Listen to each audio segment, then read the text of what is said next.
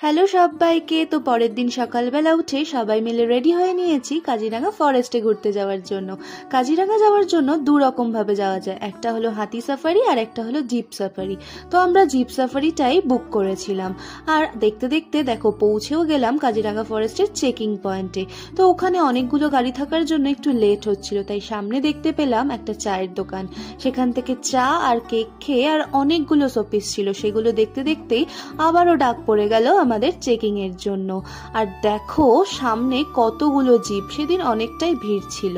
যাই হোক, সেগুলো করতে করতে চেকিং হয়ে যাওয়ার পর ঢুকে পড়লাম ফরেস্টের ভেতরে।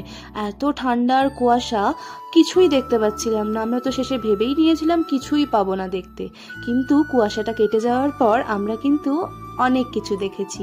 সেটা না হয় তোমাদের সাথে আমি একটা পরের ভিডিওতে শেয়ার করছি। চলো পরের ভিডিওতে দেখাচ্ছি আমরা কি কি দেখলাম। চলো টাটা।